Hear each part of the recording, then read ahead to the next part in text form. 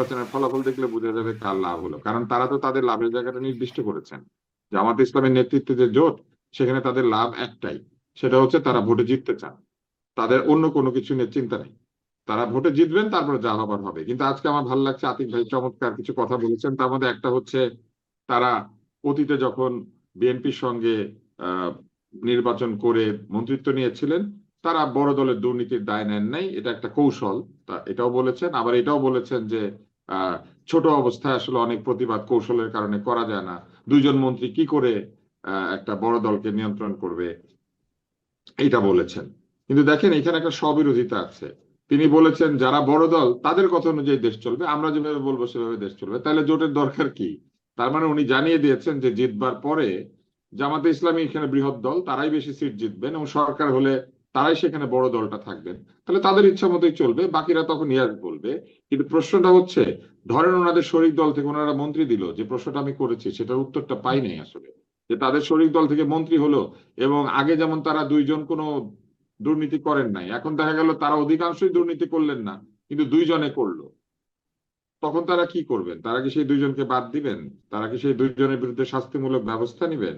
আর যদি নেনই, তাহলে জেনে শুনে সেই সব দল যাদের দুর্নীতি করার সম্ভাবনা আছে তাদেরকে জোটের মধ্যে নিচ্ছেন কেন? এটা হচ্ছে একটা। দ্বিতীয়ত, তাদের এই 8 দলের জোটের মধ্যে চরমোনাইয়ের পীর সাহেব আছেন। পীর সাহেবদের যে রাজনীতি, সেখানে সুফিবাদ একটি গুরুত্বপূর্ণ বিষয়। জামাত ইসলাম কি সুফিবাদের যে ইসলামী ধারা সেটাকে সমর্থন করে? এই ব্যাপারে কিন্তু তাদের কোনো পরিষ্কার কোনো দৃষ্টিভঙ্গি আমরা জানি না, ভোটাররা জানি না। হয়তো তারা জানেন, কৌশলের অংশ হিসেবে আমাদেরকে বলছেন না। কিন্তু এই যে সুফিবাদী যে ইসলাম এবং ইসলামের যে সুফি ধারা, সেই ধারা কি তারা সমর্থন করেন? কেননা তাদের ওই মিত্র দল তাদেরকে কিন্তু প্রচুর পরিমাণে সমালোচনা করেছে, এবং ভয়ঙ্কর সমালোচনা করেছে। এই চরমোনাইয়ের নেতৃত্বে যে ইসলামী আন্দোলন, তারা তো কই সেই বিষয়ে কিন্তু কোনো পরিষ্কার কোনো উত্তর নাই, যে কে আসলে সঠিক। চরমোনাইয়ের সে সমালোচনা সঠিক, নাকি জামাত ইসলামের যে ইসলাম সংক্রান্ত ইন্টারপ্রিটেশন সেটা সঠিক? এবং এখানে আরো একটি বিষয় রয়েছে, এই আন্দোলনের এই ধারার মধ্যে এই যে একটি অংশ রয়েছে যারা আপনার অনুষ্ঠানে আসবে না, শারমিন, কারণ আপনি নারী। নারী উপস্থাপক থাকলে আসে না, নারী আলোচক থাকলেও আসে না। সংসদ যদি নারী সদস্য হয়, তাহলে কি তাদের সেই শরিক দল শুধুমাত্র সিটি ব্যাংকে অ্যাকাউন্ট থাকলেই করতে পারবেন গুগল পে। তাই অ্যাকাউন্ট খুলুন আজই। ওই নারী সদস্যদের সঙ্গে গিয়ে সংসদে বসবে? কারণ সংসদে নারী সদস্য থাকবেই। আগের নিয়মে সংসদ চললো, 50 জন নারী সদস্য থাকবেই, যেটা কোটার সদস্য। তো সেই নারী কোটার যে সদস্যরা তারা তো থাকবেন, তাহলে নারীদের সঙ্গে তারা গিয়ে সংসদে বসবেন। তারা কি সেই রীতি বদল করেছেন? সেটাও আমরা পরিষ্কার জানি না, কিন্তু আমাদেরকে জানানো হয় নাই। এবং আরো একটা বিষয় রয়েছে, আপনি একটা মজার জিনিস বলেছেন যে এনসিপি থেকে বহু লোক দলে দলে পদত্যাগ করছে। তার মানে এমন একটা দল তাদের সঙ্গে যুক্ত হয়েছে, যে দলের একটা বিরাট অংশ তাদের দলের সেই অবস্থানকে সমর্থন করে না। নইলে তারা এখন কেন পদত্যাগ করছে, আগে কেন করে নাই? এবং এই দলটির গতি প্রকৃতি আপনি দেখেন, প্রথমে তারা জামাতকে ভয়ঙ্কর সমালোচনা করেছে এই দলটি। তারপরে তারা কি করেছে? তারা 3 দলীয় জোট তৈরি করেছে। তারপরে তারা কি করেছে? তারা বিএনপির সঙ্গে দর কষাকষি করেছে।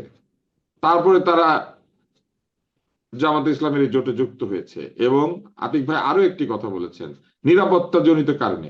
নিরাপত্তা দিবে সরকার, ভোটে যেই জিতুক সেই নিরাপত্তা দিতে বাধ্য। সকলকে, বাংলাদেশের সকল নাগরিককে নিরাপত্তা দেওয়ার শপথ নিতে হবে, ভোটে যে জিতুক তাকে, এবং যারা জিতবে না তাদেরকেও।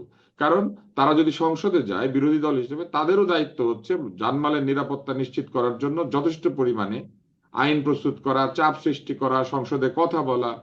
তাহলে নিরাপত্তার প্রয়োজনে জামাতের জোটেই বা যোগ দিতে হবে কেন? অথবা বিএনপির জোটেই বা যোগ দিতে হবে কেন? নিরাপত্তা কি তাহলে কোনো দল দিচ্ছে এখন বাংলাদেশে? সরকার দিচ্ছে না, রাষ্ট্র দিচ্ছে না? নিরাপত্তার প্রয়োজন জিনিসটা আমি বুঝি নাই। নিরাপত্তাটা আসলে কি? কার কাছ থেকে কে নিরাপদ হবে?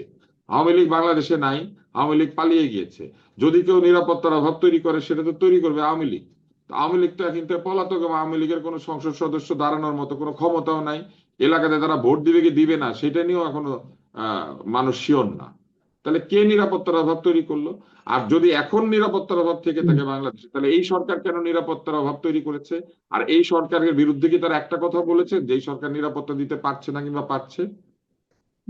না, এটা তো মনে হয় আমার বলছে যে কাছে এই সরকার যে আমার কাছে নিরাপত্তা মনে দিতে হয় কি পারছে না, জানেন, এটা তো মনে হয় এত বলছে। কৌশলী হলে তাহলে কৌশলের একটা পরিকল্পনা আমাদেরকে জানাতে হবে।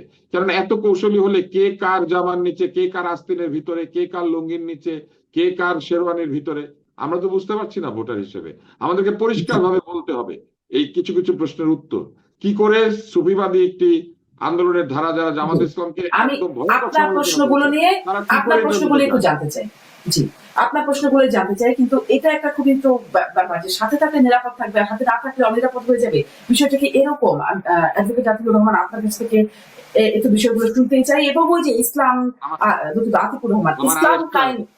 আমার আরেকটা আচ্ছা, জায়গা আছে জাতীয় সরকার, আমি ওই প্রশ্নটা তাকে করে দিই, তাহলে উনি একসাথে উত্তর দিতে জি, পারবেন। ছোট্ট করে ওনারা জি। বলেছেন যে জিতলে পরে জাতীয় সরকার করবেন।